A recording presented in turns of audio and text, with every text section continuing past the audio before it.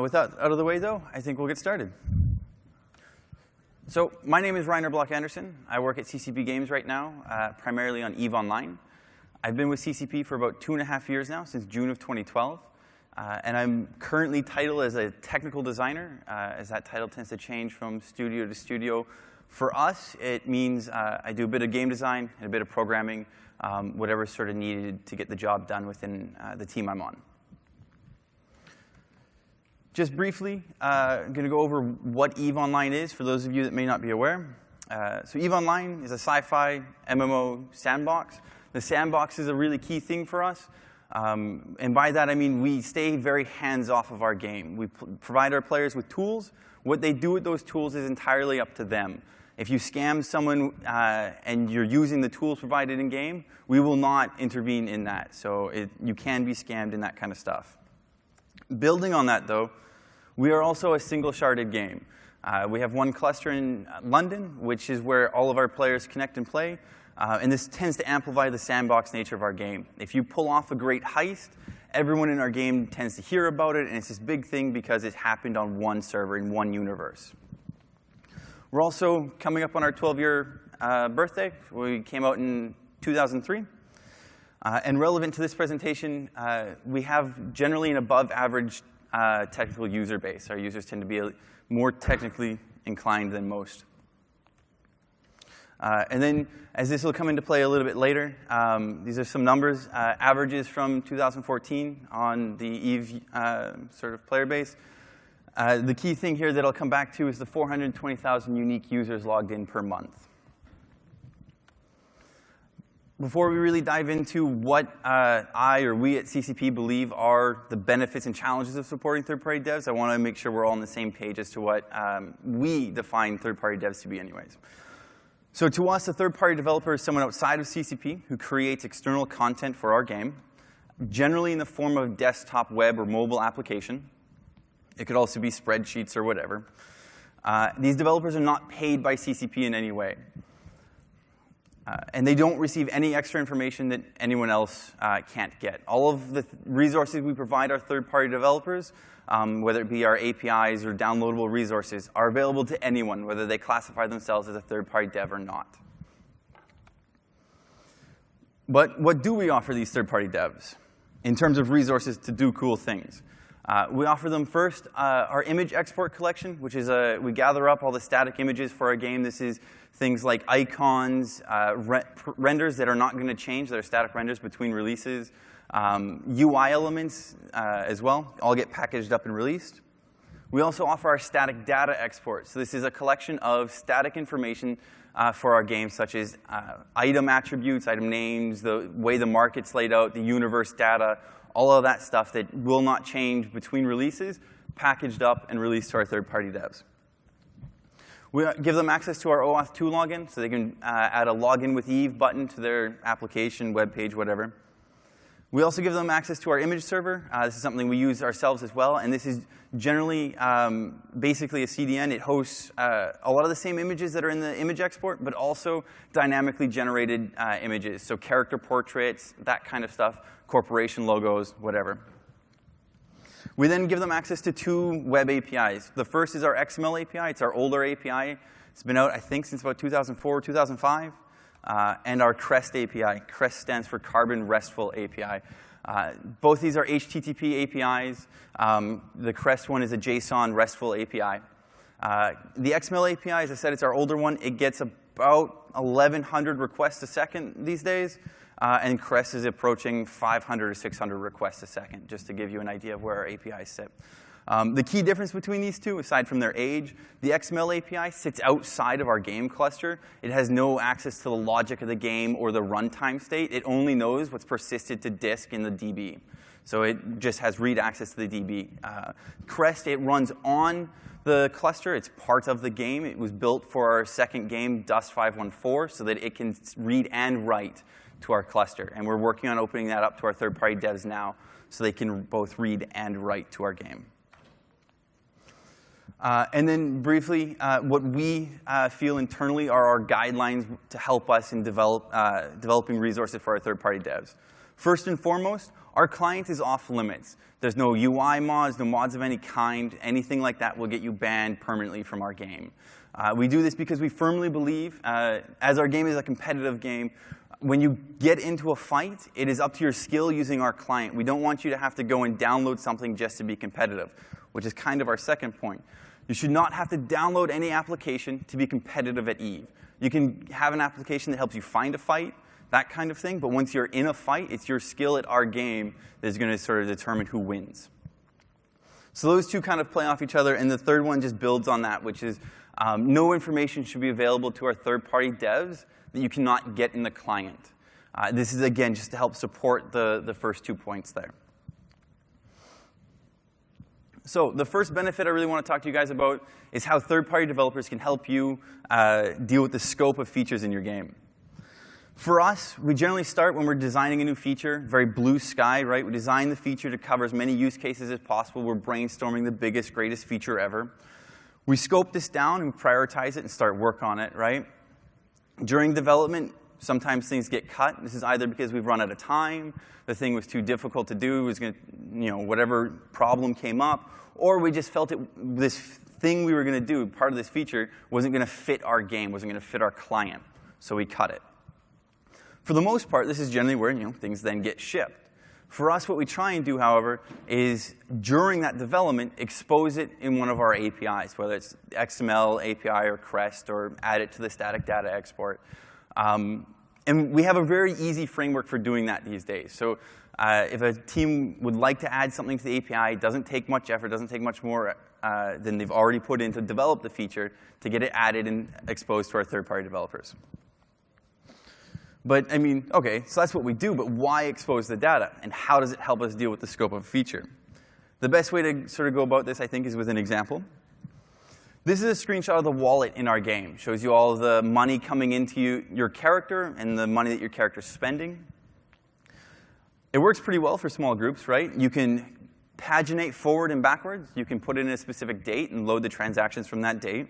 You can filter by transaction type if you only want transactions for market stuff or player trades. And then you get a very quick rundown sort of summary of what the money coming in and out and how your total balance. So again, this works wonderful for small groups or an individual, right? Small groups, 10, 20, even maybe 100. But we tend to have groups in our game, as we're a single-sharded game, that go up to 3,000, 10,000. There's a coalition of 40,000 players in our game. This wallet tends to fall apart at that scale. So very early on, before we even really realized how important third-party developers were to us, one of the things we added to the XML API was the wallet. And this is exactly the same information you see in this screenshot here, right? It's the who the trade was between, or who the transaction was between, sorry. The transaction type, the time, how much it was for, all that kind of stuff. Just grabbed from our database, formatted for XML, and dumped out. What I'm about to show you is a public financial release from one of our organizations. They're a 3,000-member organization known as Pandemic Legion, and it covers 18 months of their alliance.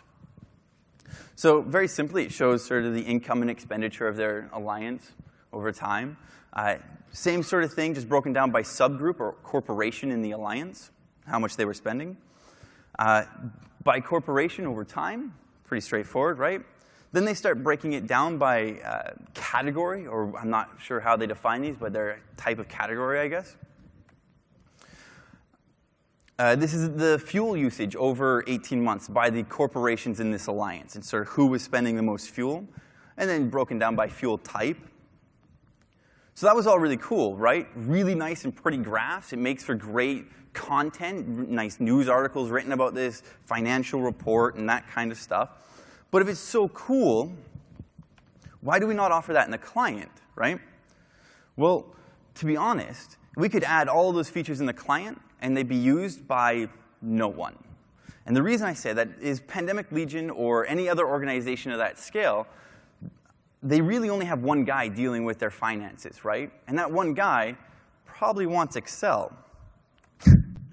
But also, and this is sort of more important, I'm not sure if you can read it, but there's a section there called Espionage or Special Projects. And then there's another one called FanFest. FanFest is our player gathering in Iceland that happens once a year. I have no idea how they're spending in-game money on that. I don't know. Special projects or espionage. Again, I have absolutely no idea what they define as that. Right? Our game is a sandbox. We give them tools. What they do with those tools is up to them. So a lot of this is emergent gameplay. They're infiltrating a corporation and I guess probably spending some money to pay for that alt or whatever. But we have no way of tracking that in the game, right? So we could spend a lot of time developing this feature, trying to build a replica of Excel in our client. But then we're probably going to miss a lot of these special edge cases that our players want, because we don't know what they are. This is a sandbox, it's emergent gameplay. And just serve as a few other examples of areas that our third-party developers have created tools or resources to help in areas that we didn't even know existed or needed features. Character trading. We offer an authorized way of transferring a character between two accounts, and players will bid ISK, or our in-game currency, to buy these other characters. And they could take the word of someone that says, well, I'm selling this character, and he has these stats and this much money. But then you're relying on that character, or that person, to be telling you the truth about that character. Via our API, there's a person that set up he's a trusted person, a trusted player, and he set up a website that'll pull all this information from the API and tell you it's API verified, and what this guy is telling you is true, right? So that helps with character trading, which is, I don't think, anything we originally thought would exist. Planetary income monitoring. You can own planets in our game, and when players use those planets as the owner, you get a cut of that. You get to tax it, right? And that'll show up in your wallet. And again, it works great for small groups. If you own a planet, half a dozen or a dozen planets, it works fine.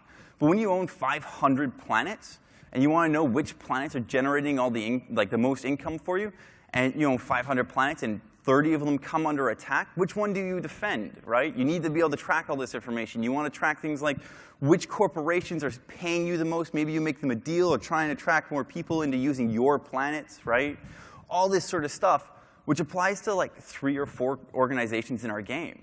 So we could, again, spend a bunch of time developing these features in our client, but the number of people they apply to is pretty limited.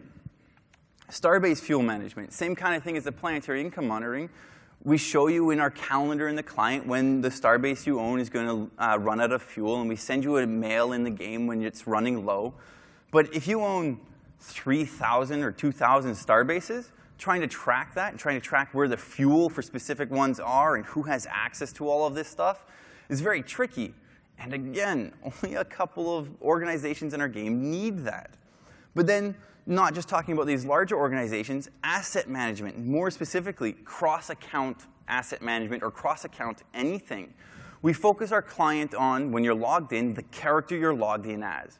I don't think that's going to change anytime soon, but a lot of our players have multiple accounts or multiple characters. They have assets split across all of them. They want to know how much total wealth they have. They want to know where, I know I have this ship, but I can't remember what character had it or where it is.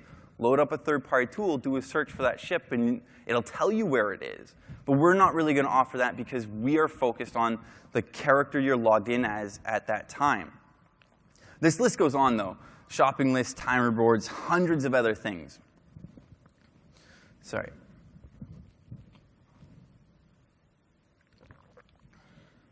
So again, these are all things we could add in. But it's a question of really sort of, I'm not sure if any of you guys have seen this chart or something like it before. You generally get to pick 2 things, right? It's going to take a lot of time, or you'll have a lot of time, and you'll get a great thing, but it's going to cost you a lot of money, right? Or you get a great quality thing, and it's not going to cost much money, but it's going to take a lot of time. So by exposing this data to third-party developers, they're creating things, first and foremost, that we didn't even know existed, or things that we didn't have time to do, or that we didn't think fit our client, right? We're pretty proud of the client we have, and we're building it in a certain direction. But sometimes players want it to go in a bit of a different direction, and you know, we can't make this work for everybody. So third-party tools can help with that a lot. So my first recommendation to you, or the first benefit that we see in third-party developers, is letting them help us build a better game. They're very passionate about our game, right? These people put hundreds or thousands of hours into our game. A lot of them are very technically inclined. Some of them work for Google or Microsoft or whatever, right?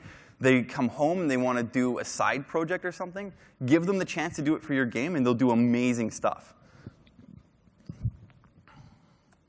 So, the next thing is, quite literally, sometimes they'll do things better than we do or than you can do. So this is a kill mill in our game. When two people meet in our game and they kill each other, the person who died and the person who laid the final blow will get, or used to get when Eve launched, a mail in the client. It was literally a text mail that we sent you that contained this sort of information. It would tell you who killed who died and where you died and how the ship you were flying at the time you died was fit and the weapon that was used to kill you and that kind of stuff. And it'll list everyone that was involved, but it will only be sent to the person who laid the final blow and the person who died. At CCP, we viewed these as a form of an after-action report, right? So after you died or after you killed someone, you could see what they lost or what they died if you killed them, or if you died, who killed you and what ship they were using, so you could look back at it and maybe learn from it. So yeah, we called it kill mills because it was text and it was sent as a mail and it was about a kill. 3 or 4 years after the introduction of kill mills to our game, we went and updated it a little bit. We made it so it was no longer a mail sent to you, but you could go to your character sheet and you could look at all of your kills or all of your losses. It was still, though, when you clicked it and you viewed the kill mill, just a bunch of text. Not really that pretty, right? Around the same time we did this renovation, though, we added the same information to our XML API. And this is when it really took off for our third-party developers, and they really started doing some cool stuff with this. And the key thing with what our third-party developers did is they viewed kill mills as something very different than we did. Whereas we viewed them as an after-action report, they viewed them as something entirely different. And I'm going to get into that in a second. But first, the first big change they made was they made them look a lot prettier than we did. Right? They made it really nice and graphical, big image of the ship that died. You can see the ships that killed you. The portrait of your character was in there. It looks really good. And this website hasn't changed a lot since it was first released many, many years ago, because it looks pretty good as it is. But as I said, the bigger change here was that these third-party developers viewed the kill mills as something different. We viewed them as an after-action report. They viewed them more as an intel tool, right? Now that they were storing them all on a database on their server, they could let you click on a character and view all of that character's kills and losses, where those kills and losses happened, so you could start tracking where a character was in our game based on their kills and losses. You could look at a specific system and see all the kills or losses in that system, right? The front page of the website showed you the biggest losses in the last 7 days. And there's a leaderboard. You got points for killing people and you lost points for dying. All these kind of things built off of this idea that kill mills were something more than just an after-action report, right? On top of that, one of the cooler, or to me, one of the coolest things is they started building in these timelines. You can get fights in our game that involve 3 or 4 parties, different parties, right? They'll let you group the people into parties and then view a timeline. So even if you're not in the game, you're at work or something and there's a big fight going on in our game, you can load a page like this up and just start hitting refresh and watch as like, oh no, my team's losing, oh no, sad. But you could participate in the game without actually being in the client. Over time, these kill boards grew to be a very central part of our game's experience. If you participate in PvP, there's a very, very good chance you care about kill boards, or you're viewing them at least. Maybe you don't care about your kill board stats, but you're using them as an intel tool to find fights and that kind of stuff. To give you a bit of an idea as to how central of an experience these kill boards are to our players, there's 2 main kill boards sort of out there right now. The first, actually I guess it's the second, the newer one, is known as Z kill board. They get these stats are all taken from a 1-month period in 2014. And as I said earlier, we get about 420, on average, we had 420,000 unique people logged into our game per month in 2014. So these stats are, again, taken from 1 month in 2014. Z-Keyboard would get about 658,000 visits a month, which translated to 3.1 million page views, and about 200,000 unique viewers. That's not bad on its own right there. But then we look at Eve Kill, which is the older kill board. It's been around a bit longer, right? In that same month, they got 1.6 million visits at 8.6 million page views and 401,000 unique viewers.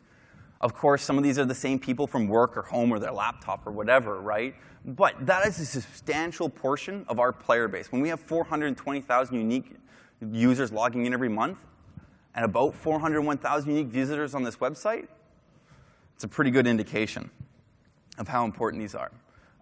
But beyond just intel or bragging rights or whatever, these kill boards turned into something else without, I don't think we really realized it at the time. So the important thing to keep in mind is, as I said, we're single shards. This game takes place at all times of the day while we're asleep or awake. And sometimes these big fights will happen while we are asleep in Iceland. So we'll wake up, and there'll be articles on Kotaku or Joystick or Massively, sometimes the BBC or Times, about these massive fights that have happened in our game. And we're waking up and being like, well, that's cool. They have all these numbers and whatnot. And these numbers are incredibly accurate. They're taking these numbers from kill boards about how big these fights were and how much was lost in these fights. And there's news articles being written about it. There's Wikipedia articles being written about it. We wake up and all we do is say, yep, those numbers are accurate, right? So these kill boards have turned into a bit of a marketing thing for us. Not like us directly using them, but they can give us a bit of a marketing benefit. The other huge advantage and really cool thing about third-party devs making a kill board was that when we decided we wanted to go back and revisit kill mails, we had something to sort of look at. We could look at what they'd done as a prototype or as an experiment and sort of pick what we thought was the best from different things. So a few years ago, we went back and we redid kill mails in the client. No longer is it this blob of text, but we're actually formatting it, displaying it nice and pretty, right? We added the ability to look at specific wars, all the kills and losses in there. Again, taking some hints from the kill boards and sort of mixing it in with what we thought worked best in our client.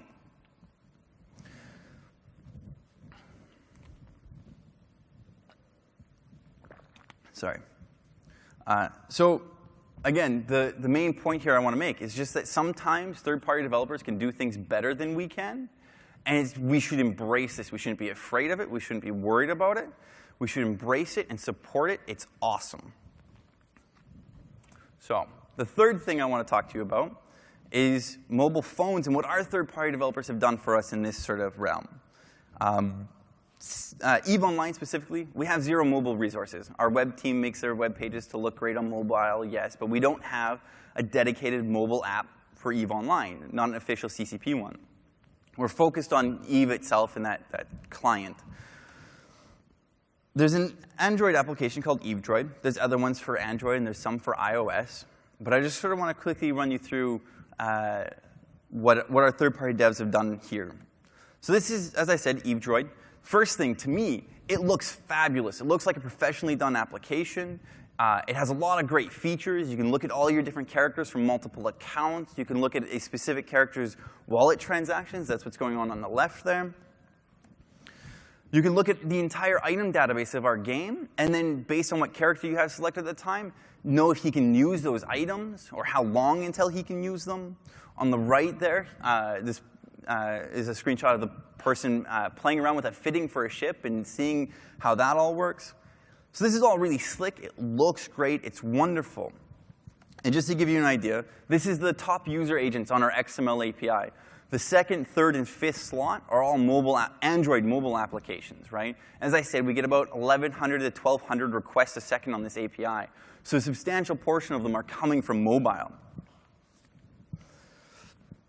Now, we exposed all this information that's being used by this EveDroid application was exposed either in the static data export or the XML API years before Android was ever publicly even known about, right?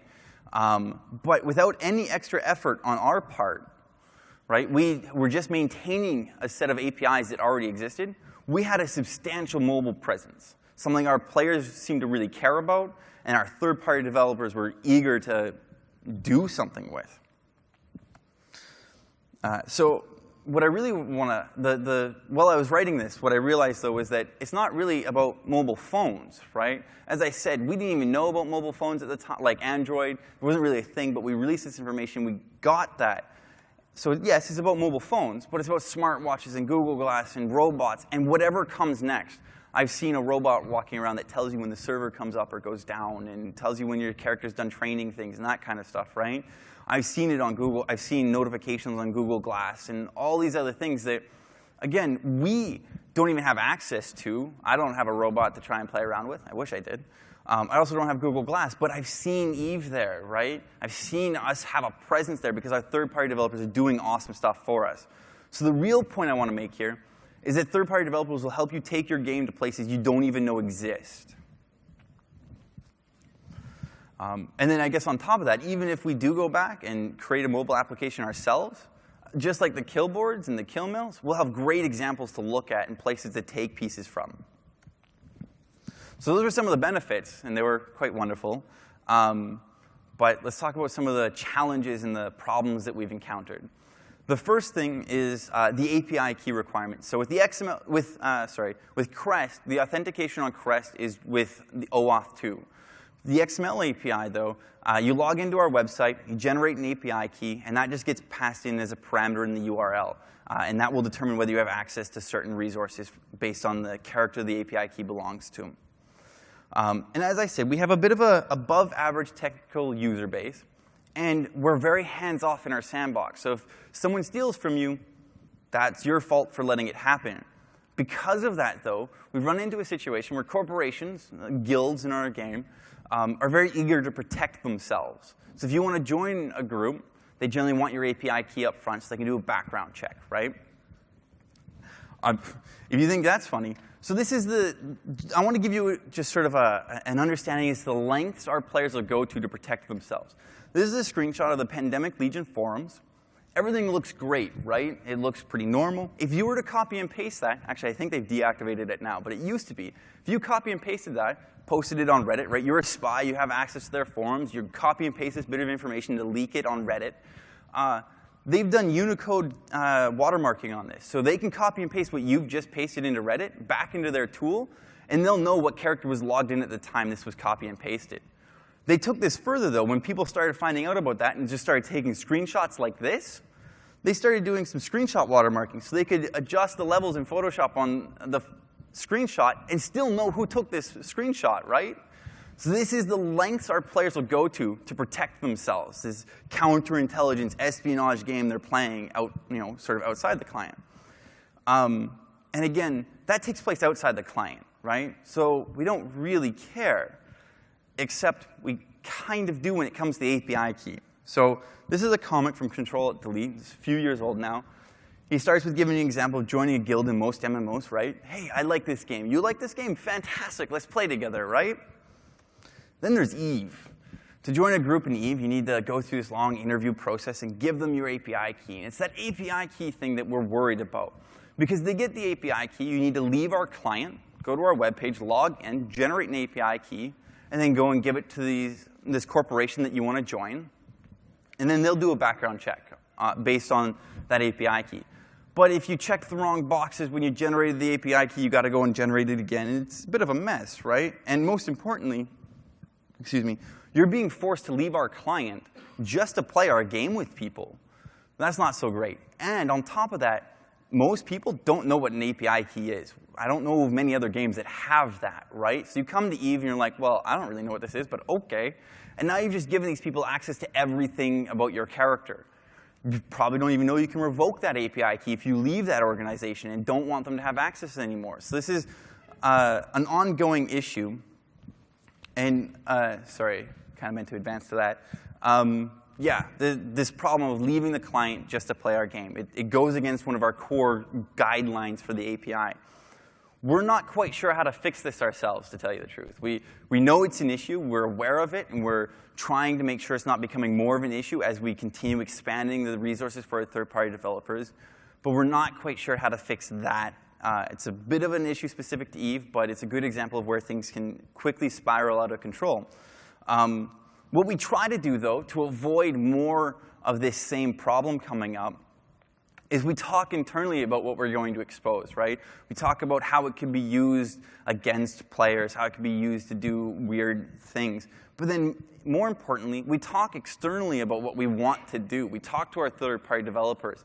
There's a Slack channel that I sit in with a bunch of third-party devs, an IRC channel. I'm on Twitter. Most of them know my email address. I'm easy to get a hold of. I tell them this is what we're thinking of doing. and they're more than happy to give us feedback. These are some really smart people, and they're also very devious, and they're more than willing oftentimes to tell you what bad things they'll do with your API if they got it. And this, again, this seems a bit obvious. Put it on the test server, right? And yes, please do. But tell your third-party devs about it. We try and make sure we tell them in advance, this is what we're going to put up. It's up. Please go try it, right? Not just, yeah, it happened to be on the test server 2 weeks ago. Why didn't you try it, right? We encourage them to go and try it before we put it to production. And then most importantly, watch its usage and be prepared to take action, right? If you leave an API up and bad things are happening with it, but you leave that up for 5 years, players tend to get to the point where they believe it's a right that they have it. They deserve that. It's part of their gameplay, right? If you take it away a month or two after release, at that point, it's still kind of a privilege to have. They're happy to have it. It's kind of cool. But it's not become ingrained in their daily life of the game. So when you put an API out, watch it carefully. Watch what your third-party devs are doing with it. Talk to them. See what they're doing. Ask them what they're doing with it. And then if it's starting to go the wrong way, be prepared to take that action. Maybe it's modifying the API resource or deleting it until you solve whatever problem there is. But this kind of, that last point of taking action leads me into sort of my next thing I want to talk about, which is a bit more of a specific example, which is sort of what I guess I've called the forgotten data. So this is the star map in Eve. I guess it's a little hard to see there, but all the dots are solar systems in our game. This map, and when Eve launched, had about 5,200 star systems in it, all that you could visit, right? The yellow and red that you're seeing is based as a filter you can apply to the map. So you can see the number of NPCs killed in every system over the last hour. When we added the XML API, this seemed like a great thing to add to it, so we did. Every solar, you can get publicly available, every solar system in our game, the number of player kills in it, the number of NPCs killed, that kind of thing. It's exactly what you see in the client, so that's fine. It's cached for the same amount of time. It's 1 hour. It only updates once an hour. Importantly, though, when we did this, there was only 5,200 systems, and they were all visible on the map. So we basically just did select all from map data, convert to XML, dump to the API, right? Very simple. And it worked fine. In 2009, we added a new area of space to our game called wormholes. These wormhole systems were very different than other solar systems in our game. They were much harder to live in. They did not show up in the client. If you open the map in the client, you didn't see them, right? And as I said, they're much harder to live in. And this didn't happen right away. Over time, as players started developing tools, I forgot to make that image bigger. As our players started developing tools to help them better live in wormholes, one of the things that they started doing, and this is like three or 4 years after the release of wormholes, what they started doing was tracking all of the NPCs killed every hour for every system. So when you went into a new wormhole system, because it didn't show up on the map and you couldn't get this information, suddenly you had it outside the client. But more importantly, you knew sort of every time, if their NPCs were killed between 5 and 7 every day, you knew the people who lived there probably logged on at between 5 and 7. So if you laid a trap, you had an advantage. And this was information that you couldn't get in the client. You could track this outside the client, use that information to lay a trap, and present yourself with an advantage. When we learned about this, we knew we had to do something, because this was breaking a core guideline, a core rule of ours for the API, which is that information in the information outside. You should not be able to get information outside the client. You can't get in the client. Wow. So what were we going to do, though, right? When we first talked about, well, since this is breaking the rule, we need to remove it, our players got very angry. They got very upset that we were taking away something that they were using to get PvP. Right? They were using this tool to get content in our game, and we wanted to take it away. And they'd gotten so used to it that there were organizations that built themselves around this. There were organizations of several hundred people. Their only purpose was to use this information to get their kills. So, OK, we said we want to remove it. Our players got a bit upset. We went back and we talked about it a bit more. And we just simply looked at our guidelines, which were, you should not be able to get information outside the client that you can't get in the client. And so we thought, OK, should we add this to the client if it's giving our players content, should it be there? When we talked about it and thought about it some more, we realized that it was not creating the style of game that we wanted in wormholes. So we stuck with our decision. We removed this information from the API. So, whoops, again, a little behind. To avoid this kind of thing, though, in the future, something we've tried very hard to do at CCP is make sure that the feature teams that are developing features are also the ones that are dealing with the API. When the API, the XML API, was first released, there's one guy who sat over in a corner and did this, right, in his spare time, which is why when wormholes came out and one team was adding these wormholes and decided that they didn't want it on the in-game map, this other guy, he didn't really know that decision. So he didn't think about removing them from the API, right? There was this lack of communication. And so what we try and do now is make sure that feature teams are either doing the work in the API themselves, or they are at least well-informed of what the API is capable of, and the people working on the API are there and ready to assist them, either by showing them or doing the work that's required to make the modifications to the API. So yeah, the biggest thing there is just making sure that feature teams are aware of it and preferably doing it themselves. So that went a little bit quicker than usual, but that's fine. Some conclusions. Again, third-party developers can help you with use cases that you don't have time for or that you don't know exist, which to me is a really key thing, right? We're building a game with emergent gameplay. We don't know all the things our players want to do. And our third-party developers are there, and they're more than happy to help us. So empower them to do so. If they're there, they're willing, they're smart people, right? They can do some really cool stuff. Give them the chance to do it. The number of times I've seen players go through and manually write down all the stats for items in a game because they can't scrape that information from the data files, or it's not provided to them in an easy-to-access way. So they're going through and they're just looking at the game and writing down all the stats just so they can build a mobile application that is an item database, right? It's not that hard for us, with the framework we have in place, to release this information. And I don't personally think it's, I guess it depends on the use case, but if you put the effort in and you make that information available, you provide yourself with a framework to easily do that, they'll do a lot of cool stuff. And then sort of, I think this covers most of the issues I talked about. The biggest thing is really just discussing what you want to do in your API, what your feature teams are doing, and preferably, as I said, bring that API development into the feature team.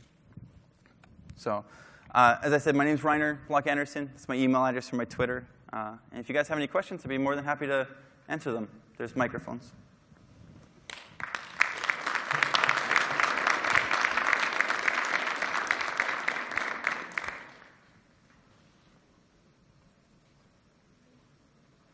Great talk. I love Eve. I don't play it enough. I guess 2 questions. First is, do you use this also in Dust 5.14, 5.1.4, I guess? So with the XML API, no. But with Crest, yes. So Dust 5.1.4, for those that are unaware, is a PlayStation 3 first-person shooter. It takes place, though, in the Eve universe on the same server as Eve Online. So we use Crest for all the read-write between the Dust client and the Eve server. And then, so second question is, do you use the API internally? So Crest's read-write, is it a benefit to your internal team to also utilize this to add features? We have used it in several cases, and we are working more towards having it be something that we use more. Great, thank you. Yep. Awesome, thanks for the talk. So you mentioned that as part of a feature development, teams have to add the API. And you also mentioned that developers internally will add API requests when they see fit, like when it'd be good for the API. How do you, from like your community, how do you understand like when you should remove, add, or prioritize different API features? Do you have like a request open? Do you have like a poll that Goonfleet can swarm? Or like how do you add these non-feature specific like APIs into your system? So yeah, I guess the question is, how do we add features to our API that are not requests from the feature team, but requests from the community? And honestly, we just sit down and talk with them on the forums or whatever. And if a player has a suggestion and someone in the company is really interested in exposing it, then I mean, it's just up to that person to go and expose it. We're pretty open like that, right? So if someone wants to do it, they just do it. Okay. Thank you. Yeah, not a problem.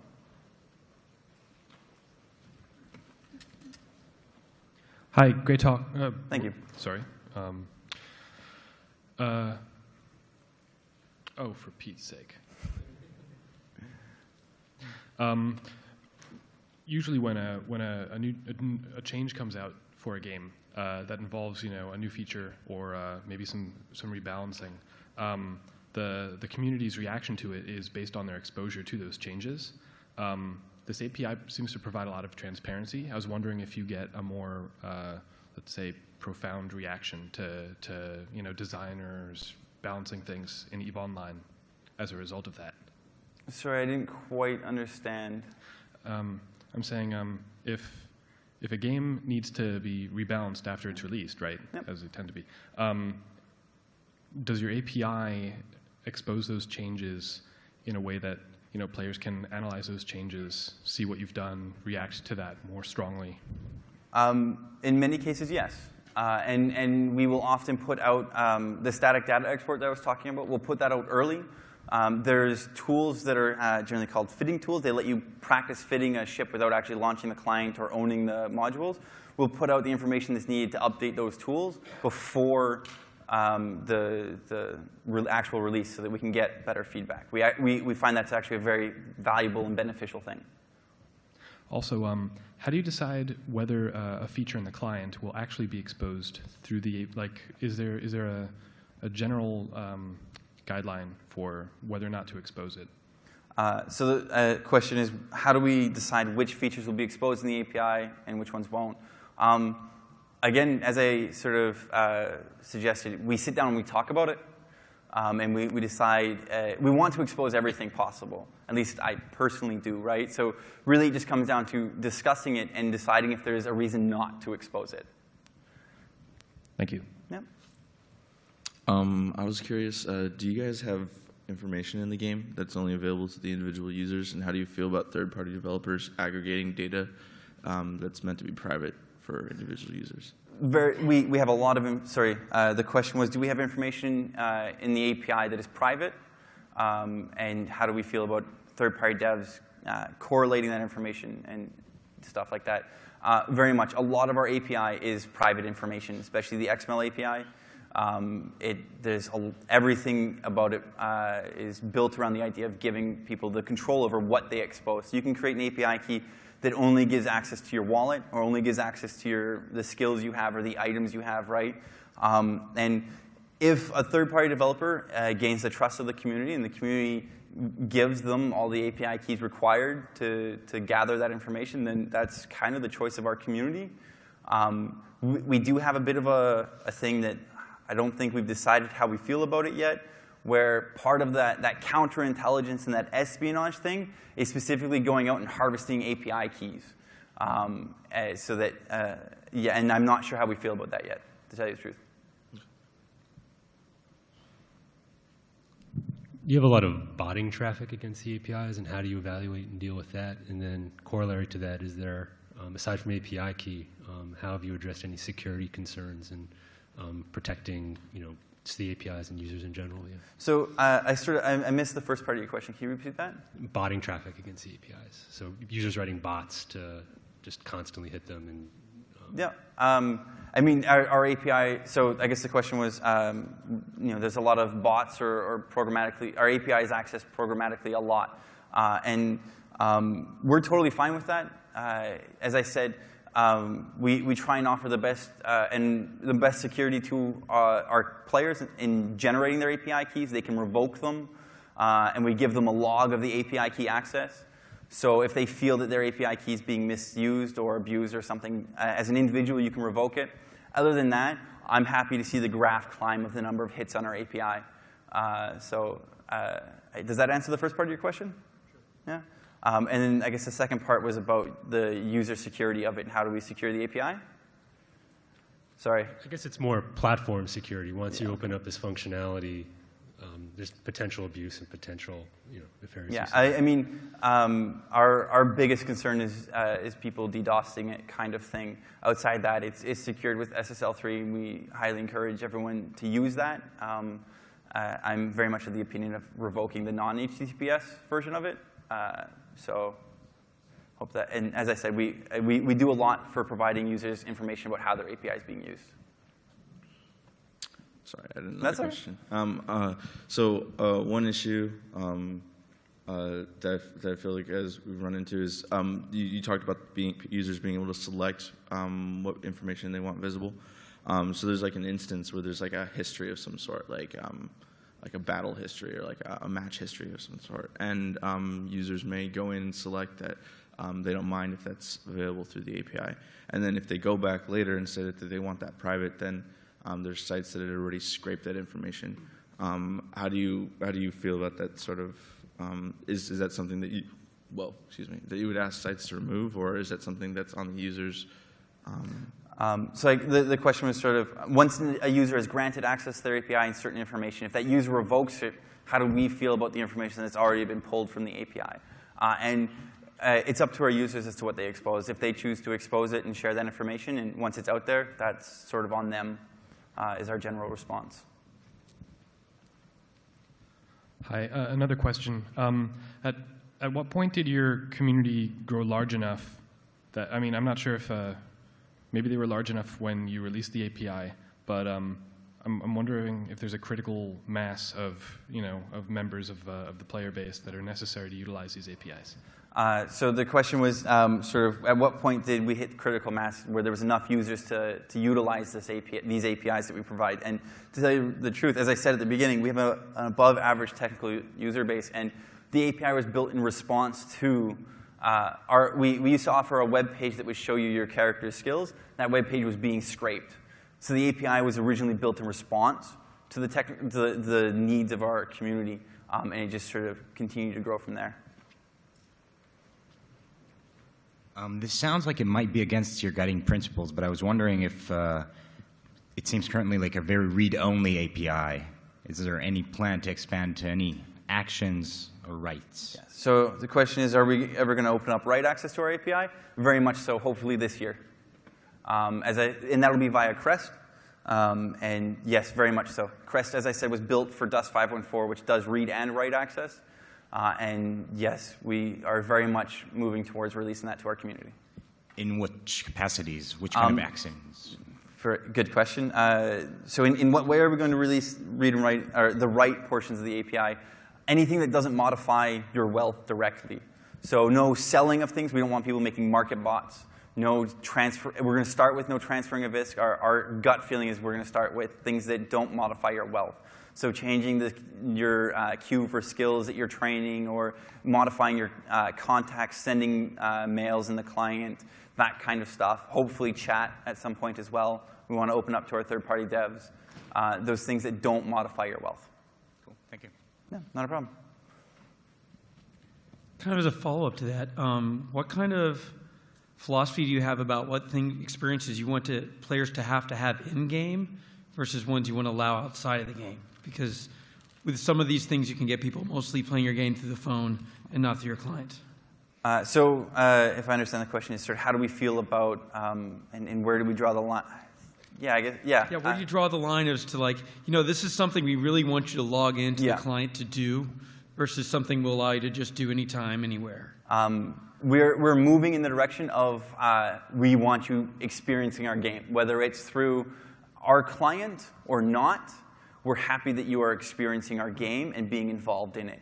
So as it stands now, to do things, you have to be in the client. As we open up write access, we're more than happy if you just experience chat through your phone. Like that's fine. We're totally happy with that, as long as you're part of the universe. Awesome. You mentioned that you currently have like the XML API, and you're opening up the Crest API here soon. Do you have a plan in mind of maybe migrating people from the XML one to the REST API? And if so, like, what kind of strategies are you utilizing for that? So the question was, are we going to deprecate the XML API? sort of thing, I guess, really. And yes, very much so. We've been focused on getting Crest to the point where we can release read and write access to our community. And once we get that, one of our top priorities will be sort of migrating all the same information you get in the XML API over to Crest. And once we've done that, development of the XML API will stop. There's a ton of applications already built around it. So we're just going to leave it running for kind of however many years we feel is needed. And throughout that time, we'll just be encouraging development to happen on Crest. And then at some point, I assume we'll kill it. Cool. Thank you very much, guys. Appreciate it for coming out.